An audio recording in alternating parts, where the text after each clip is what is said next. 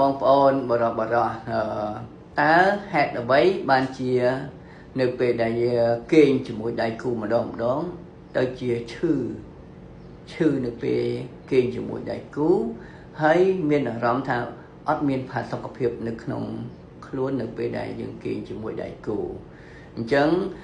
ករណីហ្នឹងគឺវាអាចមានរឿងមួយដែលយើងត្រូវដែលជាយើងជាគ្រូពេទ្យយើងត្រូវគិតទៅដល់ចំណុចហ្នឹងបាទគឺគេហៅថាតកតងទៅនឹងស្បែកហ្វ្រាំងខាងក្រោមនៅរឿងតំបន់ប្រដាប់ភេទអញ្ចឹងស្បែកខាងក្រោមនៅខាងតំបន់ប្រដាប់ភេទហ្នឹងគឺជាចំណុចមួយដែលជាឧបសគ្គឬក៏ធ្វើឲ្យមានបញ្ហានៅពេលដែលគេងជាមួយដៃគូធ្វើឲ្យ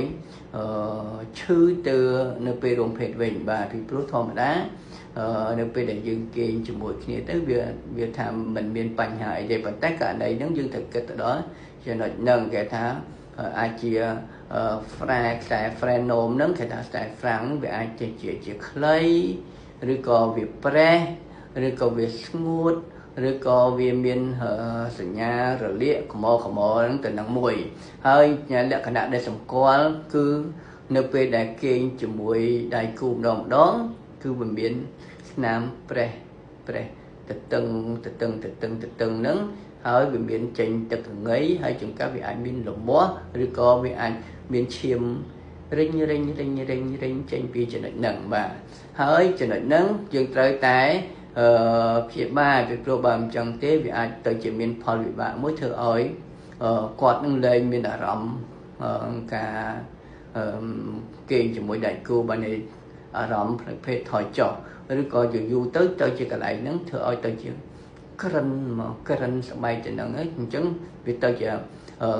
ករណីនេះវាចិត្តតែបកខ្លាំងទៅបាទអញ្ចឹងករណីហ្នឹងយើងត្រូវតែមកពេទ្យដើម្បីកែសម្រួលហ្វ្រាំងហ្នឹងដើម្បីឲ្យមានសភាពធម្មតាវិញកុំឲ្យយើងពេលគេងជាមួយដៃគូទៅវាមានបញ្ហាឈឺចេញឈាមរលាត់កាហាយនៅពេលគេជាមួយដៃគូបាទបងប្អូនបរោះតើហេតុអ្វីបានជានៅពេលដែលគេងជាមួយដៃគូម្ដង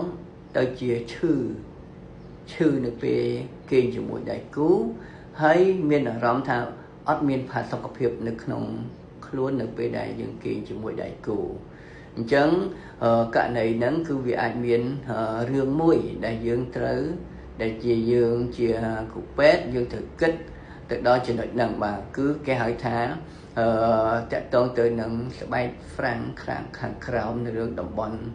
ប្រដាប់ភេទអញ្ចឹងស្បែកខាងក្រោម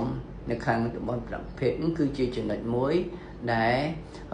ជាឧបសគ្គឬក៏ធ្វើឲ្យមានបញ្ហានៅពេលដែលគេងជាមួយដៃគូធ្វើឲ្យ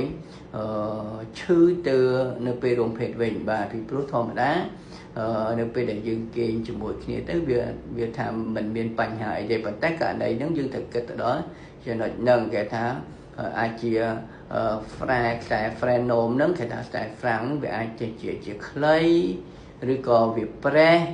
ឬក៏វាស្ងួតឬក៏វាមានសញ្ញារលាកខ្មោហ្នឹងទៅនឹងមួយហើយលក្ខណៈដែលសម្គាល់គឺនៅពេលដែលគេងជាមួយដៃគូម្ដងគឺវាមានស្នាមប្រេះ